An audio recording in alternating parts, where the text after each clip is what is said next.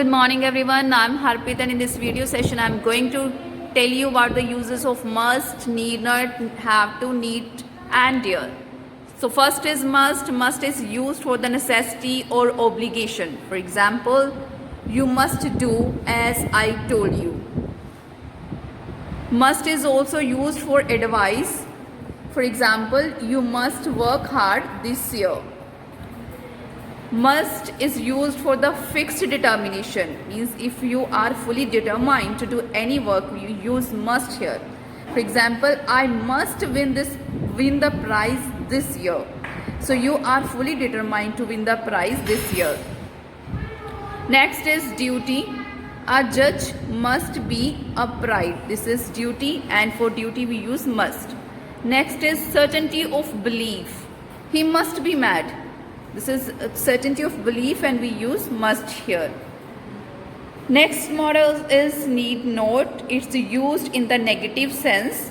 Must is used for the affirmative and interrogative sense, but need not we always use need not as a negative sentences. For example, must she come tomorrow? Here we are using must as our interrogative sentences. And next, yes she must. Here we are using must as affirmative sentence. But if we want to write here no, negative sentence, no she need not. So here we are using need not. Next is has to and have to. This is used in place of must. Must can be replaced with has to or have to. For example, he must go now. Instead of must we can write he has to go now. Next is need. Need is used only negative and interrogative sentences. Actually, need not is used to express the absence of necessity.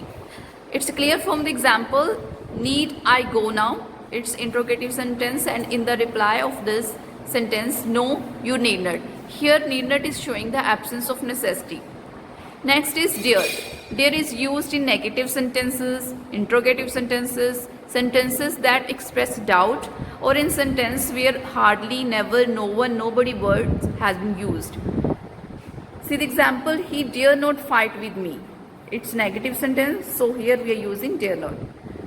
Next sentence, dare he come to my house is interrogative.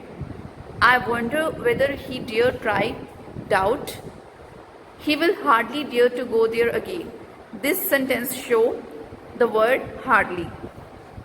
So dare is not followed by to when it's used as an auxiliary word. And for the third person, singular of dare is always dare, not dares, D-A-R-E-S. We can't use this word dares, D-A-R-E-S. Okay, this was all the models that we use in English grammar. Thank you. Have a nice day.